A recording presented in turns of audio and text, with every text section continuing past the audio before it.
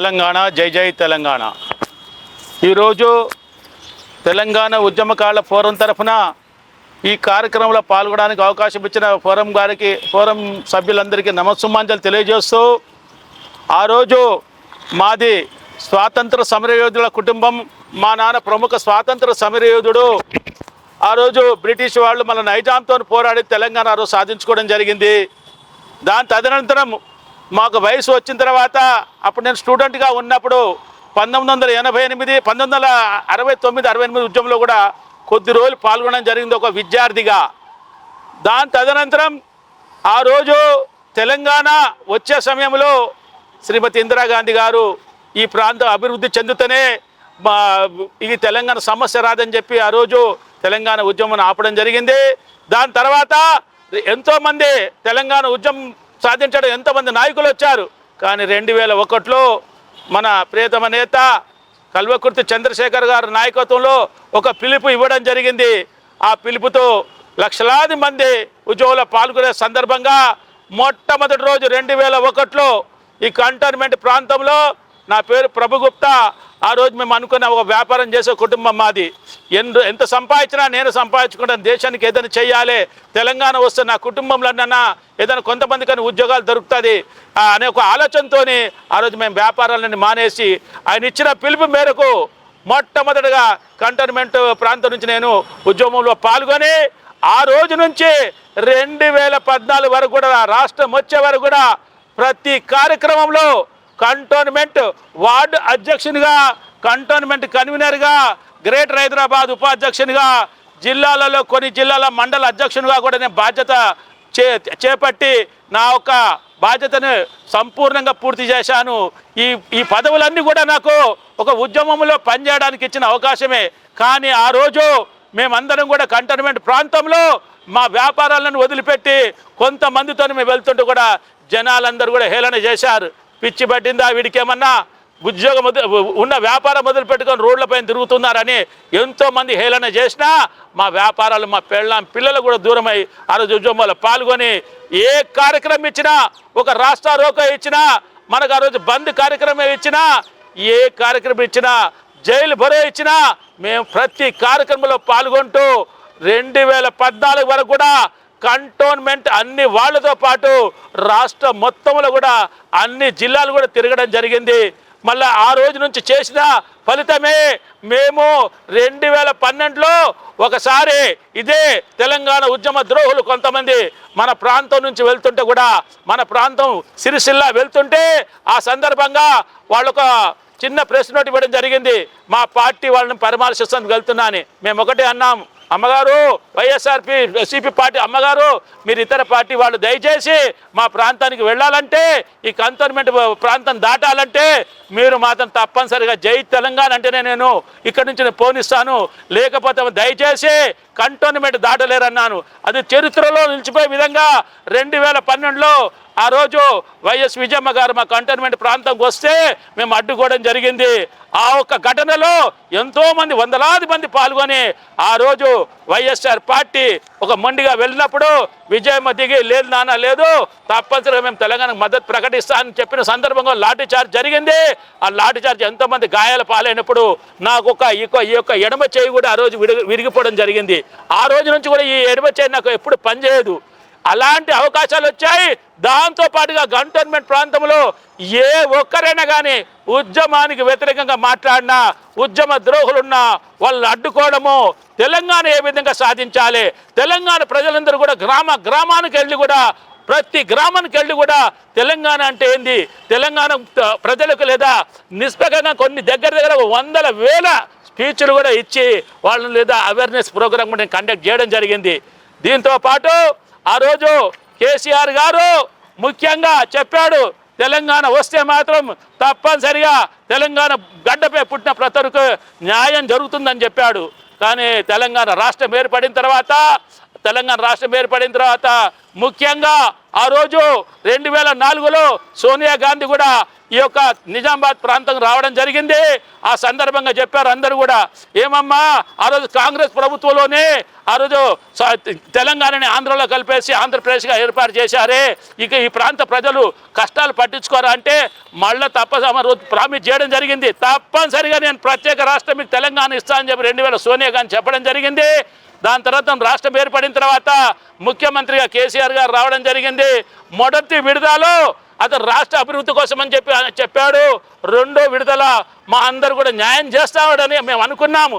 కానీ వచ్చిన తెలంగాణని తెలంగాణ ద్రోహులు, తెలంగాణకు పనిచేయని వాళ్ళు, తెలంగాణకు వ్యతిరేకంగా మాట్లాడిన వాళ్ళంతా కూడా ప్రభుత్వంలో చొరబడి నిజమైన కుటుంబాలకు దూరం అయిపోయి, కుటుంబాలకు కాదు ఆర్థికంగా దెబ్బతిని జైలు పాలైపోయి వందలాది మంది ప్రాణత్యాగం చేసిన తర్వాత కూడా వాళ్లకు కనికరం అనేది లేకుండా ఉద్యమంలో పాల్గొన్న వాళ్ళకి వాళ్ళ కుటుంబాలు ఉన్నాయా లేదా, చనిపోయారా అని ఎప్పుడు కూడా ఆలోచించకుండా ఒక రాష్ట్ర పరిపాలన వాళ్ళ కుటుంబాల పరిపాలనతోనే 10 సంవత్సరాలను గడపడం జరిగింది. మేము ఎన్నోసార్లు ఆశలు పెట్టుకున్నాం. కేసీఆర్ గారు రాష్ట్రమే సాధించాడు. తనతో పాటు పనిచేసిన ఒక నియోజకవర్గానికి 100 మంది కంటే కూడా నిజమైన ఉద్యమకారులు వెళ్ళారు ఆ రోజులలో. నిజంగా రాష్ట్రంలో అతను అన్నాడు, నేను 2 లక్షల డబుల్ బెడ్రూమ్లు ఇస్తున్నా అని చెప్పాడే. నేను ఆ రోజు కేసీఆర్ గారికి ఒక లెటర్ రాయడం జరిగింది. అయ్యా నువ్వు 2 లక్షల ఇండ్లు ఇస్తున్నావే, ఇక్కడ నియోజకవర్గానికి 100 మంది అంటే కూడా మనకు 11,900 దగ్గర 12,000 మంది కంటే నిజమైన ఉద్యమకారులు ఉండరు. తలా ఒక బెడ్రూమ్ ఇవ్వండి, నెలకు 10,000 రూపాయలు భృతి ఇవ్వండి, వాళ్ళకు ఒక ఆరోగ్యశ్రీ కార్డు ఇవ్వండి అని ఆ రోజు రిక్వెస్ట్ చేయడం జరిగింది. ఒక బెగ్గర్లా ఆస్తులను పోగొట్టుకొని మా వయసు అంతా పోగొట్టుకొని మా కుటుంబంలో అన్నారు, ఏమయ్యా నువ్వు 14 సంవత్సరాలు రాష్ట్రం వచ్చిన తర్వాత 9 సంవత్సరాలు టోటల్గా 22-23 సంవత్సరాలు పనిచేస్తే నిన్నోడు గుర్తించాడయ్యా. నీ ప్రభుత్వంలో పనిచేయని వాళ్ళంతా ఆ పదవులు సంపాదించుకున్నారు. ఈరోజు నువ్వు నీ ఆరోగ్యంగా నీకు దెబ్బతింటే కూడా నేను చూసేవాళ్ళు లేరు అనే సందర్భంగా 2019లో ఈ యొక్క తెలంగాణ మన ఉద్యమకారుల ఫోరం అని చెప్పేసి సీమా సార్ ఆధ్వర్యంలో, మన సురేందర్ రెడ్డి గారి ఆధ్వర్యంలో పెద్ద ఎత్తున రాష్ట్రం మొత్తంలో కూడా ఒక అవేర్నెస్ ప్రోగ్రాం కండక్ట్ చేయడం జరిగింది. ఉద్యమకారులకు మేము ఉంటాం, ఉద్యమకారులకు న్యాయం చేసే వరకు మేము వెనుకాడము అని చెప్పేసి పార్టీలకు అతీతంగా ఏ పార్టీలో ఉన్న ఉద్యమకారుడికైనా న్యాయం చేస్తామని చెప్పేసి వాళ్ళు ముందుకొచ్చారు. ఆ రోజు నుంచి కూడా వాళ్ళు ప్రతి అవేర్నెస్ కార్యక్రమం పెట్టినా మాకు సమయం ఉన్నప్పుడల్లా వాళ్ళతో పాటు కూడా మేము దాంట్లో పాల్గొనడం జరిగింది. మళ్ళీ ఆ రోజు నుంచి కూడా ఎన్నికలు వస్తున్నాయి పోతున్నాయి. తెలంగాణ వచ్చిన తర్వాత 2 ఎన్నికలు జరిగాయి. ఆఖరికి మొన్న 2023 నవంబర్ ఎన్నికల సందర్భంగా ఈ యొక్క తెలంగాణ ఉద్యమకారుల ఫోరం అనేది రాష్ట్రాన్నంతా ఒక కుతలాడే విధంగా ఉద్యమాన్ని తీసుకెళ్తున్న సందర్భంగా అన్ని పార్టీల నాయకులు కూడా వాళ్ళు వినతి పత్రం సమర్పించడం జరిగింది. అందరూ ఒపీనియన్ తీసుకున్న సందర్భం జరిగింది. ఇలాంటి కార్యక్రమం జరుగుతున్న సందర్భంగా కోదండరామ్ సార్ గారు రావడం జరిగింది. అతను కూడా ప్రామిస్ చేశాడు, తప్పనిసరిగా రేపు రాబోయే కాలంలో ప్రభుత్వం మారినా ప్రభుత్వం వచ్చినా మెడలు వంచి ఉద్యమకారులకు న్యాయం చేస్తా అని చెప్పారు. అదే సందర్భంగా మన ప్రియతమ నేత ప్రస్తుత ముఖ్యమంత్రి రేవంత్ రెడ్డి గారు కూడా ఆ రోజు పిసిసి అధ్యక్షుని హోదాలో ఈ యొక్క తెలంగాణ ఉద్యమకారుల ఫోరం మీటింగ్ రావడం జరిగింది. అతను చెప్పారు, తప్పనిసరిగా మా యొక్క ప్రభుత్వం వస్తే మాత్రము తప్పనిసరిగా ఎన్నికల మేనిఫెస్టోలో పెడతాను, ఉద్యమకారులకు న్యాయం చేస్తాను, ఉద్యమకారుల భవిష్యత్తు నా చేతిలో పెట్టండి చూస్తానని చెప్పాడు. ఆ రోజు ప్రతి ఉద్యమకారుడికి 250 గజాల జాగా ఇస్తానని కూడా చెప్పడం జరిగింది. కనుక దయచేసి మా యొక్క చరిత్ర అనేది మేము చెప్పుకోము. ఉద్యమకారుడు అంటే, నిజమైన ఉద్యమకారుడు అంటే మీరు కొన్ని నియమాలు పెట్టారు. ఉద్యమం చేసిన వాడు ఎక్కడన్నా ఉన్నాడు, ఉద్యమం చేయని వాళ్ళు ఏదోదో కొన్ని నియమాలు పెట్టారు. ఆ నియమాలు పక్కకు పెట్టండి. మీ దగ్గర ఇంటెలిజెన్స్ ఉంది, పోలీసు ఉంది, టాస్క్ ఫోర్స్ ఉంది, స్థానిక పోలీస్ స్టేషన్స్ ఉన్నాయి, స్థానిక ప్రజాప్రతినిధులు ఉన్నారు, స్థానికంగా ఉన్న సోషల్ వర్కర్స్ ఉన్నారు. దయచేసి వాళ్ళందరి అభిప్రాయాలు తెలుసుకొని నిజమైన ఉద్యమానికి న్యాయం చేస్తారని చెప్పేసి ఈరోజు ఏదైతే ఉద్యమకారుల ఫోరం ఉందో వాళ్ళ ద్వారా ఈ యొక్క ముఖ్యమంత్రికి, గతంలో ఉన్న ముఖ్యమంత్రికి కానివ్వండి, ఉద్యమకారులకు న్యాయం చేస్తారని చెప్పేసి నేను నిజంగా చెప్తున్నాను. ఈ కంటోన్మెంట్లో ప్రభుగుప్త అనేవాడు, వాడితో పాటు పనిచేసిన అన్ని వాళ్ళు కలిసి పనిచేసిన అందరు నాయకులంతా కూడా ప్రతి పోలీస్ స్టేషన్లో మాదొక రికార్డ్ అనేది ఉంటుంది. కానీ మాత్రం ఈ ప్రభు గుప్తా అనే వ్యక్తి 2001 నుంచి మడమ తిప్పకుండా మాట తప్పకుండా 2024 మే వరకు కూడా టీఆర్ఎస్ ప్రభుత్వంలో తెలంగాణ రాష్ట్రంలో పనిచేసుకుంటూ వచ్చి ఎన్నో కష్ట నష్టాలు కోర్చుకొని చావుకు దగ్గరగా 4 సార్లు పోయి ఈరోజు కూడా నా నెత్తిలో అంటే 40 కుట్లుంటాయి. నన్నే మా ఒక్క ప్రియతమ నాయకుడు పద్మారావు గారు 2 సార్లు తీసుకెళ్ళి హాస్పిటల్లో అడ్మిట్ చేశాడు. నేను ఎప్పుడు బతుకుతానా చస్తానా అనుకున్నాడు. 2 సార్లు తోటి నాయకులు కూడా నన్ను హాస్పిటల్ అడ్మిట్ చేశారు. ఎందుకో ఈరోజు బాధ అనిపిస్తుంది. ఆ రోజు చనిపోయినా బాగుండేది అనిపిస్తుంది. ఎందుకంటే మనం చేసిన ఉద్యమానికి కనీసం లేదా నా ఇంట్లో నా భార్య నా పిల్లలన్నా నాన్న నువ్వు బాగా చేసావు అనే లేదు. ఎందుకంటే అందరితో స్వార్థంతో కూడుకుంది. నేను నలుగురితోని పగవాడిని అయిపోయాను నా కుటుంబ సభ్యులతో, కానీ కొన్ని లక్షల మంది ఆధారం సంపాదించుకున్నాను. మరి ఈరోజు చివరిగా చెప్పేది తప్పనిసరిగా ఈ యొక్క తెలంగాణ ఉద్యమకారుల ఫోరం తరపున వారు చేసే పోరాటము విజయం దిశగా వస్తుంది. కనుక రేవంత్ రెడ్డి గారు అన్నగారికి దయచేసి 2 చేతులు ఎత్తి మొక్కుతున్నాను. మీరు దయచేసి నిజమైన ఉద్యమకారులు ఎవరైతే ఉన్నారో వాళ్ళందరికీ మీ ద్వారా న్యాయం చేస్తారని చెప్పేసి తెలియజేసుకుంటూ మేము చెప్పుకుంటూ పోతే 2 రోజులు కూడా సరిపోదు.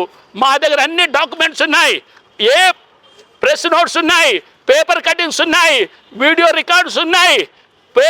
ఇది పోలీస్ ఇంటెలిజెన్స్ మేము చెప్పే అవసరం లేదు. చెప్పుకునే వ్యక్తి ఈరోజు టాప్ ఎవరైతే ఉన్నారో డీజీపీ లెవెల్ కూడా ఒక టాప్ 10లో మా పేర్లు కూడా ఉంటాయి. కనుక ఈ కంటోన్మెంట్ ప్రాంతంలో మాతో పాటు పనిచేసిన చాలామంది ఉద్యమకారులు ఉన్నారు. వాళ్ళందరికీ కూడా ఈ తెలంగాణ ఏదైతే ఉద్యమకారుల ఫోరం తరపున న్యాయం చేస్తారని చెప్పేసి మీరు ఇచ్చిన మాట నిలబెట్టుకుంటారని చెప్పేసి మేము ఈ యొక్క మీడియా ద్వారా మీకు విన్నపించుకుంటున్నాను. జై తెలంగాణ, జై జై తెలంగాణ.